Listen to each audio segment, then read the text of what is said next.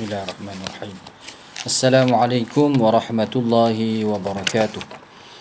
Nahmaduhu wa nasta'inuhu wa nastaghfiruhu wa nu'minu bihi wa natawakkalu alayh wa na'udzu billahi min shururi anfusina wa min sayyiati a'malina. May yahdihillahu fala mudilla lahu wa may yudlil fala hadiya lahu. Wa nashhadu an la ilaha illallah wahdahu la syarika lah wa nashhadu anna Muhammadan 'abduhu wa rasuluh. قال الله سبحانه وتعالى في كتابه العزيز بعد أعوذ بالله من الشيطان الرجيم قل هو الله أحد الله الصمد لم يلد ولم يولد ولم يكن له كفوا أحد صدق الله العظيم. وقال النبي صلى الله عليه وسلم جددوا إيمانكم. قيل كيف نجدد إيماننا؟ قال أكثروا من قول لا إله إلا الله أو كما قال صلى الله عليه وسلم. Alhamdulillah, yang dimuliakan muslimin muslimat, sidang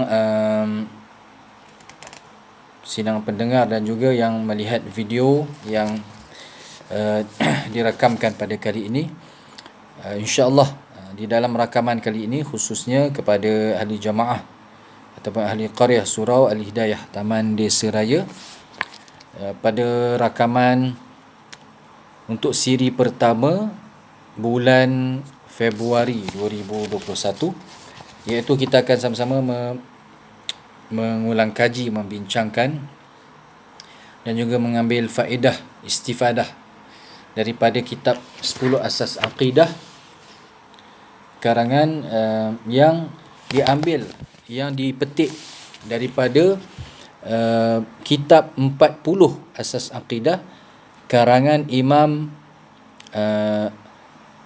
Hujjatul Islam Imam Ghazali rahimahullahu ta'ala, dan juga akan diambil juga sebahagian ataupun petikan daripada karangan Imam Al-Qurtubi rahimahullahu ta'ala daripada kitab At-Tadhkirah Imam Qurtubi, kitab Rahsia Alam Kematian dan Hari Akhirat, insya-Allah.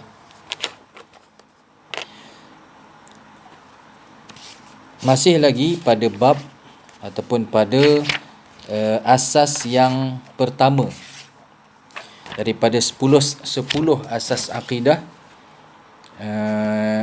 karya Imam Ghazali ini, daripada 10 asas akidah yang diringkaskan daripada 40 asas akidah karya Imam Ghazali, daripada 10 yang dimuatkan di dalam kitab yang ringkas ini. Asas yang pertama iaitu tentang zat Allah Subhanahu wa ta'ala. Zat Allah Subhanahu wa ta'ala, iaitu Allah Subhanahu wa ta'ala Tuhan yang Maha Esa, yang Maha Satu, yang Tunggal. Tidak ada yang menyerupai Allah Subhanahu wa ta'ala sesuatu pun di kalangan makhluk, kerana Allah Subhanahu wa ta'ala dialah Khaliq, pencipta, dan selain daripada Allah, apa sahaja di kalangan makhluk yang besar ataupun kecil yang kita sebagai manusia yang juga makhluk yang lemah boleh lihat dengan mata kasar kita atau tidak, semuanya yang diciptakan daripada ciptaan yang selain daripada ciptaan yang diciptakan manusia, iaitu tanah, daripada api, daripada cahaya, daripada apa saja, semuanya adalah makhluk Allah Subhanahu wa ta'ala yang diciptakan oleh Allah. Semuanya ialah hamba Allah, semuanya berhajat kepada Allah Subhanahu wa ta'ala. Allahus Samad. Allah Subhanahu wa ta'ala ialah satu zat yang mana tempat bergantung, tempat berhajat, tempat mengadu semua makhluk. Tidak ada satu makhluk pun, tidak ada satu perkara yang wujud, yang mana diwujudkan oleh Allah, yang tidak berhajat kepada Allah. Semuanya tidak terlepas daripada bergantung kepada Allah Subhanahu wa ta'ala. Sedangkan zat Allah Subhanahu wa ta'ala yang Maha Esa, yang Maha tinggi darjat kedudukan, yang tidak berhajat pada mana-mana makhluk, tidak berhajat langsung kepada yang diciptakannya, tidak berhajat langsung kepada kepada makhluk.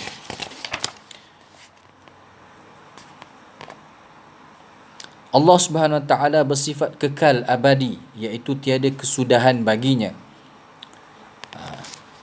Maha berdiri sendiri, qayyum, tanpa terhenti baginya. Maha tetap daim, tanpa terputus baginya. Sentiasa bersifat dengan sifat keagungan jalal.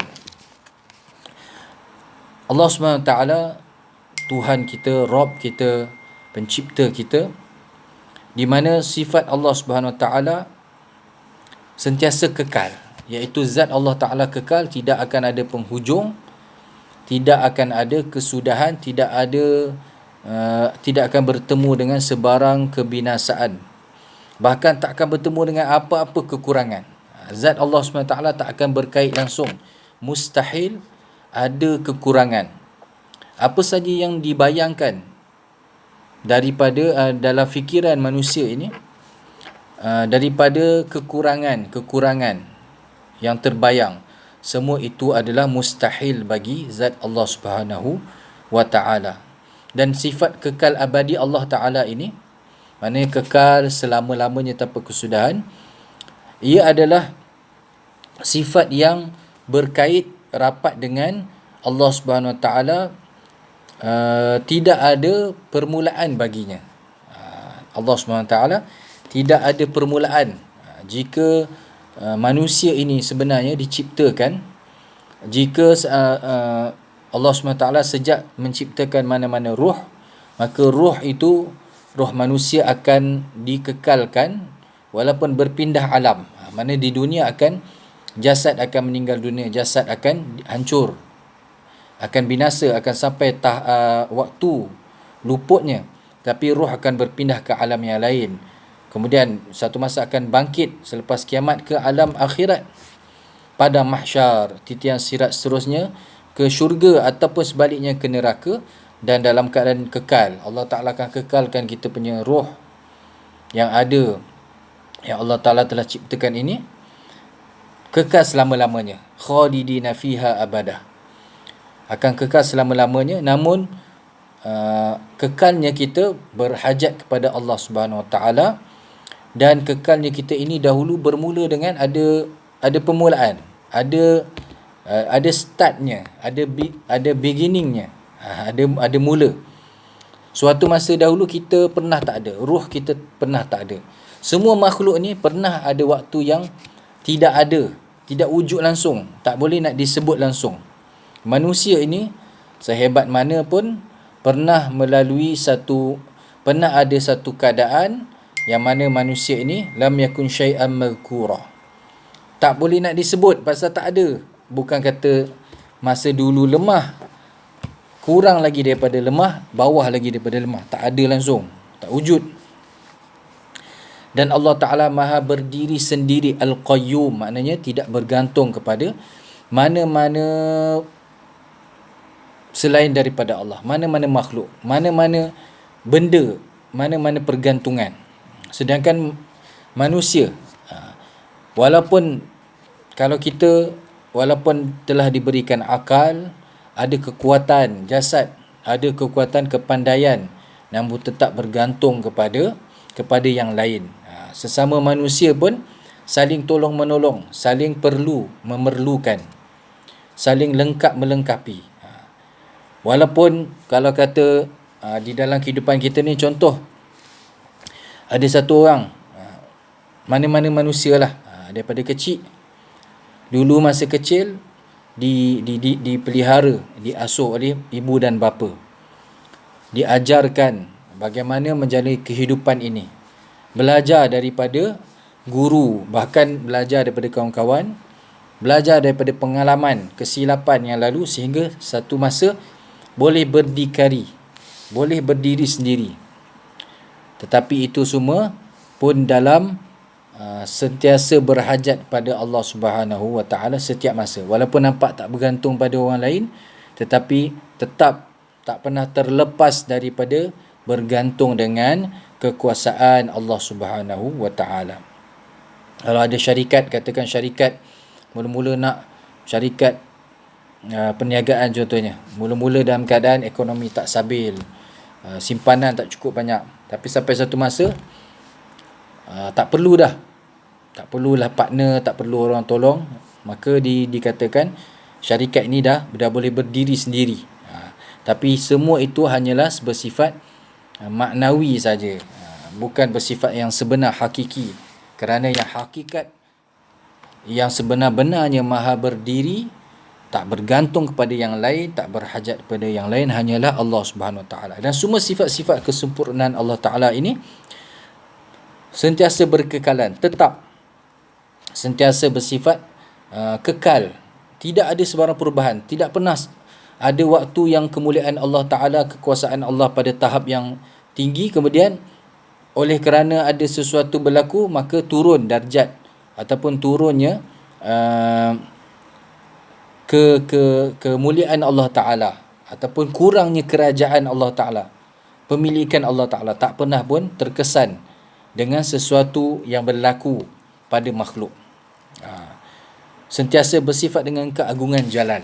Dalam satu hadis, hadis 40 karangan Imam Nawawi rahimahullah ta'ala, ada satu hadis kudusi. Allah Subhanahu Wa Ta'ala berfirman, Nabi SAW bersabda, Allah Subhanahu Wa Ta'ala berfirman, hadis kudusi yang antara kandungannya ialah ya ibadi, Allah Subhanahu Wa Ta'ala menyeru hamba-hamba kita semua, termasuk jin, hamba-hamba Allah. Ya ibadi law anna awwalakum wa akhirakum wa insakum wa jinnakum kanu ala atqa qalbi rajulin wahidin minkum ma zada dhalika fi mulki syai'a. Wahai hamba-hambaku, kalaulah orang ataupun jin yang paling awal di kalangan kamu, sehingga wa insakum wa jinnakum, di kalangan jin dan manusia, kamu semua hamba-hambaku. Ya Allah Subhanahu Wa Ta'ala jadikan manusia, kita dan jin ini, kedua-duanya sebagai hamba Allah Ta'ala yang lahirkan, dihidupkan di dunia ini hanya semata-mata untuk beribadah kepada Allah. Kalaulah kamu semua jin dan manusia, daripada awal sehinggalah yang akhir, daripada yang paling mula, yang paling tua, sampailah yang paling muda, yang paling kemudian, semua kamu ni kanu ala atqa qalbi rajulin wahid minkum, semua kamu ni ialah orang yang paling bertakwa, seperti orang yang paling bertakwa di kalangan kamu. Semua sama, takwa yang sama, beribadah kepada Allah SWT yang sama, tahap yang sama, sama ada jin ataupun manusia. Jika di kalangan manusia, tahap ketakwaan, tahap kewarakan, tahap kemuliaan pastilah Rasulullah sallallahu alaihi wasallam, Nabi Muhammad sallallahu alaihi wasallam. Kalaulah kamu semuanya takwa, maka ketakwaan, ketaatan kamu ni takkan menambahkan sedikit pun pada kerajaanku, takkan beri apa-apa manfaat pun pada Allah SWT. Kerana Allah SWT sentiasa tetap, sentiasa agung, sentiasa sifat-sifat Allah Ta'ala sentiasa pada tahapnya, pada kedudukannya, tak berhajat langsung kepada ibadah makhluk. Maknanya kalau kata semua manusia baik, semua manusia taat, semua jin baik, semua jin taat, Allah SWT tak perlukan pun ketaatan ini, kemuliaan ini, perkara ini takkan tambah sedikit pun pada kemuliaan Allah. Berbeza dengan kita manusia, berbeza dengan makhluk. Kalau manusia yang dimuliakan, kalau seorang manusia, seorang raja contohnya, seorang raja di dunia ini tetap berhajat kepada ketaatan, tetap berhajat kepada perbuatan, sifat daripada rakyat, daripada yang diperintah itu untuk menjadikan dia pada kedudukan dia yang tinggi. Kalau raja, rakyatnya suka, rakyatnya taat, maka dia akan jadi ada manfaat lah kedudukan dia sebagai raja. Tapi kalau dia orang yang paling atas di satu tempat, di satu negara, di satu jajahan, namun begitu bukan kata semua, sebahagian menentang pun dah kurangkan, perkara itu akan menyebabkan kerajaan dia goyah, akan menyebabkan kerajaan dia jadi tidak sempurna. Begitu juga sabda Rasulullah, Allah SWT berfirman, begitu juga, lau anna awalakum ya ibadi, lau anna awalakum wa akhirakum wa insakum wa jinnakum kanu ala afjari qalbi rajulin wahidin minkum ma naqasa dhalika min mulki syai'a, atau kama qala sallallahu alaihi wasallam.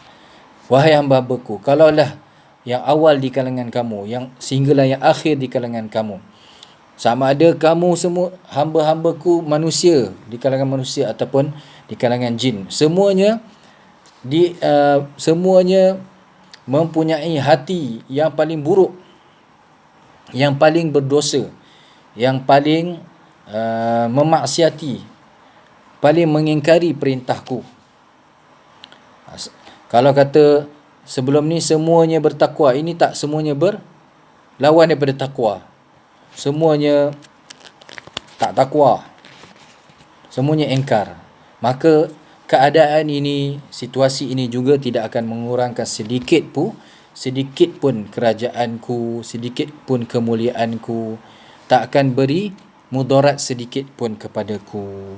Itulah sifat Allah Subhanahu wa ta'ala yang abadi, qayyum, berdiri sendiri, daim, tetap kekal, dan juga bersifat dengan sifat keagungan. Bahkan Allah Subhanahu wa ta'ala itu yang maha awal, maha akhir, maha zahir, maha batin, dan dia mengetahui atas setiap perkara. Dan ini adalah tentang sifat Allah Ta'ala Al-Qayyum, yang maha berdiri sendiri. Ada firman Allah Subhanahu Wa Ta'ala, berdasarkan firman-Nya, Allahu la ilaha illa huwal hayyul qayyum. Allah Subhanahu Wa Ta'ala tiada Tuhan yang berhak disembah melainkan Dia yang tetap hidup, yang kekal selama-lamanya mentadbir sekalian makhluk. Dan tentang sifat Allah Ta'ala maha awal, maha akhir, maha zahir, maha batin, maka juga ada firman Allah Subhanahu Wa Ta'ala, iaitu huwal awwal wal akhir wal zahir wal batin wa huwa bikulli syai'in alim. Dialah yang awal dan yang akhir, yang zahir serta yang batin, dan dialah yang maha mengetahui akan setiap sesuatu. Surah Al-Hadid ayat 3. Baik, Allah Subhanahu Wa Ta'ala maha awal, iaitu Nabi SAW, Rasulullah bersabda, baginda berdoa dengan memuji Allah, memuji sifat-sifat Allah. Rasulullah SAW berdoa, antal awwalu falaysa qablaka syai', falaysa qablaka syai', wa antal akhiru falaysa ba'daka syai'. Ya Allah, Engkaulah yang awal, tidak ada sebelummu sesuatu, dan Engkaulah yang akhir, tidak ada selepasmu sesuatu. Maka di antara penjelasan ulama mengenai sifat Allah Ta'ala ini ialah, sebelum Allah Subhanahu Wa Ta'ala ciptakan makhluknya, maka tidak ada selain daripada Allah Subhanahu Wa Ta'ala yang wujud. Tidak ada selain daripada Allah Subhanahu Wa Ta'ala yang boleh disebut, yang boleh disifatkan. Yang ada, tidak ada satu pun. Tidak ada satu pun yang boleh disebut. Dan ketika itu Allah Subhanahu Wa Ta'ala telah pun berkuasa, telah pun bersifat dengan sifat-sifat kesempurnaan. Mana sebelum Allah Ta'ala ciptakan makhluk-makhluk ini, di kalangan makhluk yang besar-besar seperti malaikat, arash, langit, yang menggambarkan kehebatan kekuasaan Allah. Langitnya bertingkat. Langitnya maksudnya langit tempat duduknya malaikat, langit pertama sehingga langit ketujuh. Kemudian arash, makhluk Allah Ta'ala yang dipikul oleh malaikat yang besar, yang pastilah lebih besar daripada yang kita dapat lihat dengan mata kita. Lebih besar daripada bumi, lebih besar daripada bintang-bintang yang berada dalam mungkin dalam cakrawala kita, dalam sistem suria kita. Jauh lebih besar. Maka walaupun sebelum diciptakan makhluk-makhluk yang besar ini, Allah Subhanahu Wa Taala berkuasa. Allah Subhanahu Wa Taala tidak berhajat kepada sesuatu pun. Dan sebelum Allah Subhanahu Wa Taala, Allah Subhanahu Wa Taala tidak berhajat, tidak ada berkait dengan waktu. Mana sebagaimana makhluk ada waktu permulaannya. Kalau kita manusia, kita ada waktu lahir, kita ada waktu lahir ke muka bumi. Malaikat juga ada waktu, ada masa mereka diciptakan.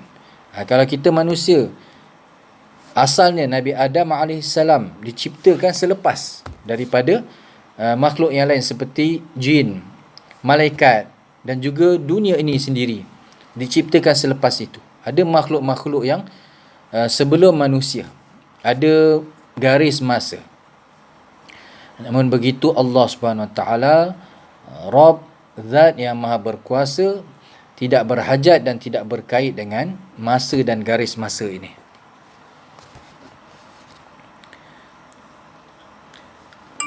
Dan Allah SWT maha akhir, maha awal, maha akhir, iaitu selepas maha akhir bermakna selepas Allah SWT binasakan, selepas ditamatkan riwayat makhluk pada hari kiamat nanti, maka tidak akan ada siapa pun yang tinggal di kalangan makhluk. Allah Subhanahu Wa Taala berfirman, limanil mulkul yawm lillahil wahidil qahhar. Milik siapakah kerajaan pada hari ini? Jika manusia mendakwa mereka ada kerajaan yang besar, jika manusia berbangga dengan kerajaan yang besar, lalu kufur dan melupai Allah Subhanahu Wa Taala, melupai Tuhan yang telah ciptakan mereka, maka pada ketika itu semua telah dibinasakan, semua telah diratakan, semua telah dihancurkan. Allah Subhanahu Wa Taala bertanya, milik siapakah kerajaan pada hari ini? Maka Allah Subhanahu Wa Taala sendiri menjawab, milik Allah yang Maha Esa lagi Maha Perkasa. Maka ketika itu, walaupun termasuk malaikat pun dah dimatikan, makhluk-makhluk yang begitu banyak ini semua telah dihancurkan, yang tinggal, yang tidak pernah berubah ialah zat Allah Subhanahu Wa Taala yang Maha Esa, yang Maha Kekal. Allah Subhanahu Wa Taala Maha Zahir dan Maha Batin. Dari segi, dan dia Maha mengetahui setiap sesuatu. Dari segi kalimah zahir, zahir ini bermaksud satu perkara yang di atas, yang mengatasi. Zahir, yang mengatasi setiap sesuatu. Dan juga kalau batin, makna perkara yang mendalam.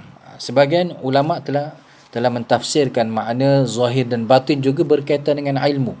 Ilmu Allah SWT mengatasi setiap sesuatu, mengatasi ilmu setiap makhluk.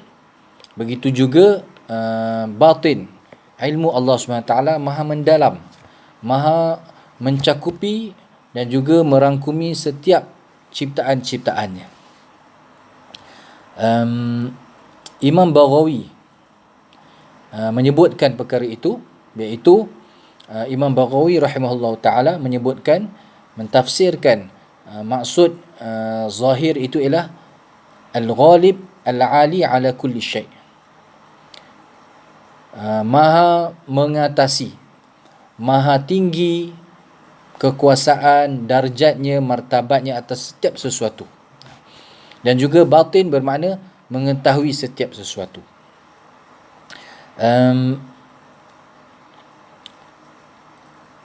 Imam Qurtubi rahimahullahu taala membawakan hadis Rasulullah SAW di dalam menafsirkan ayat ini, iaitu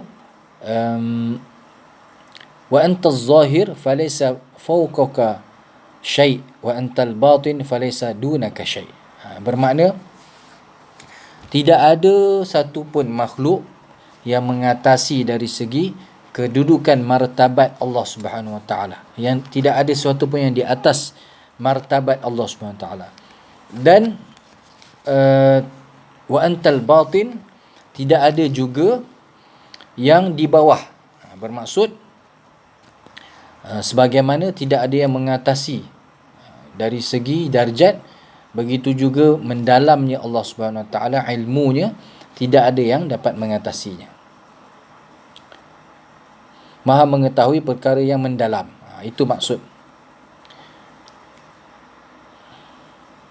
Dan terdapat juga ulama menafsirkan tentang makna zahir ini. Kalau kita, bahasa kita zahir maknanya nampaklah, jelas, zahir. Dan juga kalau makna batin, perkara yang tak nampak, yang di dalam. Zahir ini yang boleh dilihat, yang batin ini yang tak dapat dilihat. Kalau kita gunakan dalam ayat kita, maaf, zahir batin, bermaksud perkara yang mungkin diketahui, yang disebut, perkataan-perkataan yang disebut, perbuatan-perbuatan yang nampak, itu yang zahir lah, minta maaf. Dan juga yang batin, mungkin dalam hati, ataupun yang tak perasan, yang tak nampak, itu pun minta maaf juga. Ada juga tafsiran daripada ulama menyebut bahawa az-zahir itu bermakna bi atharihi allati tadullu ala wujudih. Allah Subhanahu Wa Taala maha zahir, maha jelas, maha nyata, tanda-tanda kekuasaan, kesan-kesan di atas muka bumi ini yang menunjukkan ke atas kewujudan Allah Subhanahu Wa Taala. Manusia yang dikurniakan akal yang salim, akal yang sempurna, pasti dapat mengetahui, pasti dapat merasai kewujudan zat Allah Subhanahu Wa Taala yang menguasai alam ini, yang menciptakan alam ini. Dan perkara itu sangat jelas. Sangat jelas bagaimana alam ini dikuasai oleh Allah, diciptakan oleh Tuhan yang maha hebat, yang maha kuasa, lalu dikuasai,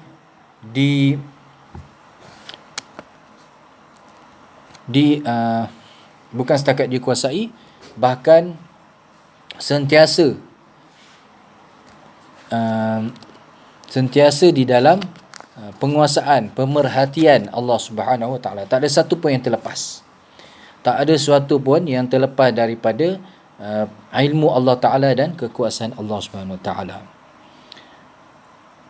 Dan juga al-batin, Allah Subhanahu Wa Ta'ala maha batin, bermaksud alladhi la tuhitu bihil hawas wa la tudriku haqiqatahul uqulu. Maha batin bermaksud tidak akan mana-mana panca indera, tidak, sama sekali tidak dapat mengetahui secara jelas, tidak akan dapat merangkumi zat Allah Subhanahu Wa Taala, dan akal tidak akan mampu memikirkan tentang hakikat zat Allah Subhanahu Wa Taala. Pastilah kerana Allah Subhanahu Wa Taala itu walam yakul lahu kufuwan ahad, tak ada sesuatu pun yang sama dengannya. Maknanya apa yang terlintas pada akal,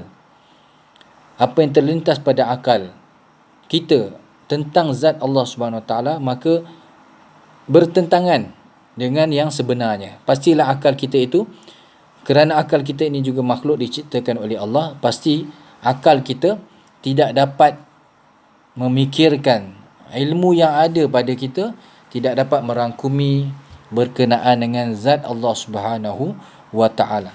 Itu sifat Allah Taala yang maha batin. InsyaAllah kita akan sampai pada perbincangan tentang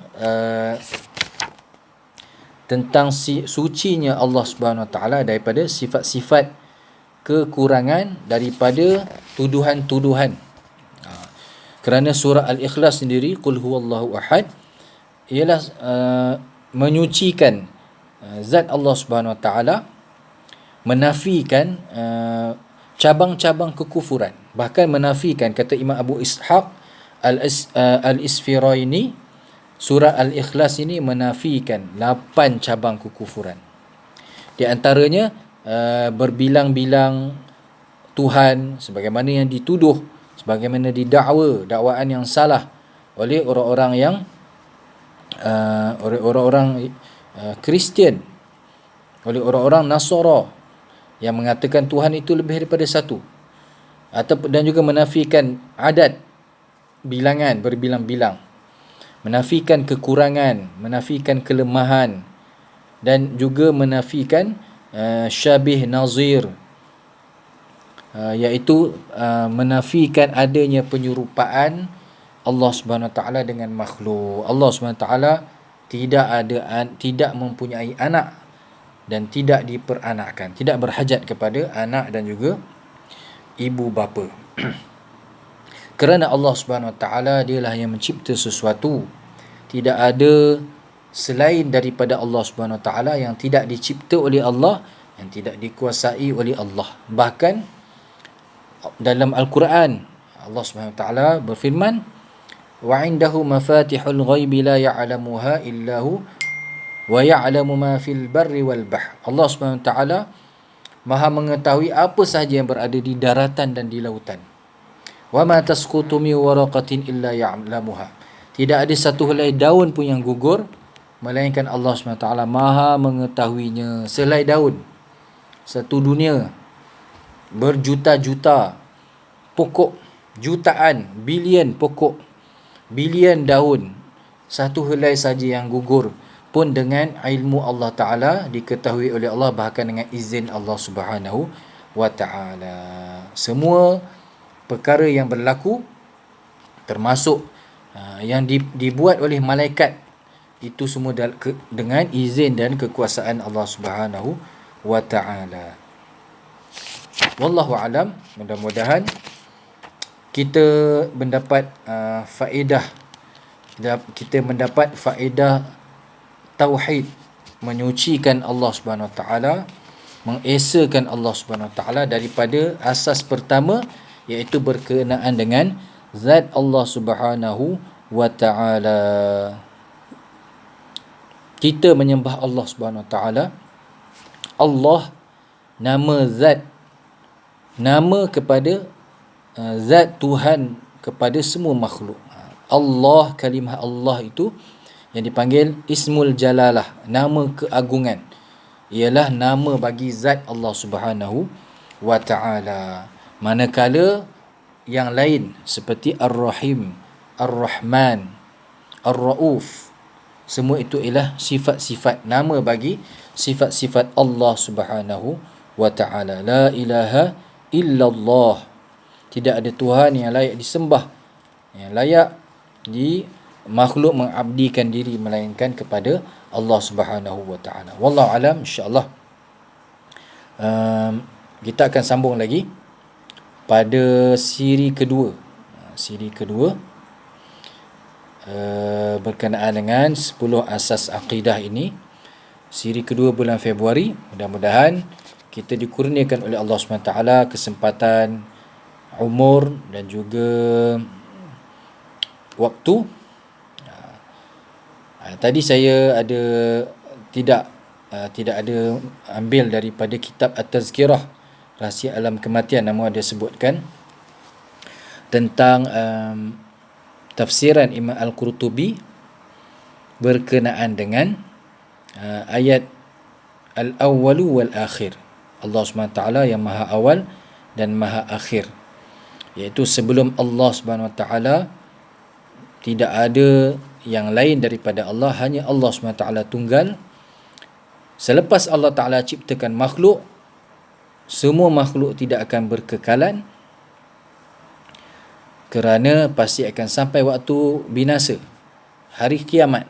Tetapi ketika itu yang tinggal hanyalah zat Allah Subhanahu wa taala yang akhir. Wallahu alam. Wabillahi taufiq wal hidayah. Assalamualaikum warahmatullahi wabarakatuh.